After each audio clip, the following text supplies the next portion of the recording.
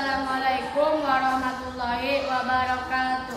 Perkenalkan, nama saya Patilah, perwakilan literasi SDN Negeri Solokan Jeruk 2. Judul buku yang saya baca, kumpulan dongeng cerita rakyat Nusantara.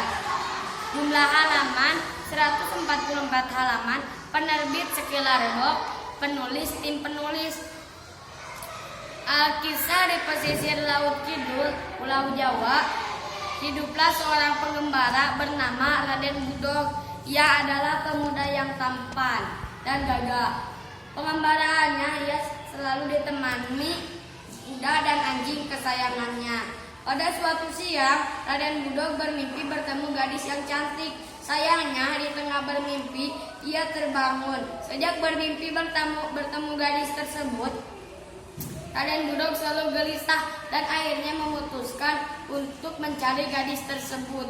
Setelah berhari-hari berjalan menapaki jalan terjal, tibalah Raden Budog di tempat tinggi bernama Tali Arus atau yang disebut Pilar. Dia memutuskan untuk beristirahat. Setelah merasa cukup beristirahat, ia melanjutkan perjalanannya ke pantai yang dikenal Pantai Camar. Ia pun berenang di sana sebentar.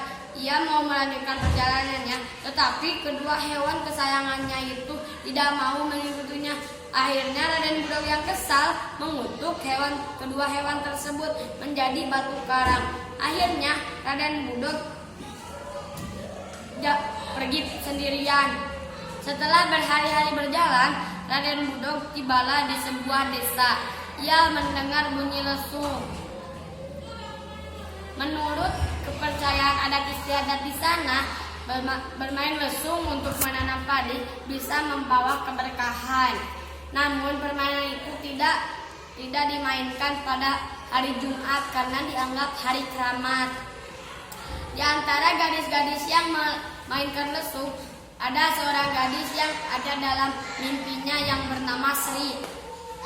Sri yang ketakutan ada yang memperhatikannya. Ia langsung pulang ke rumah. Raden Budog pun mengikuti Sri ke rumahnya.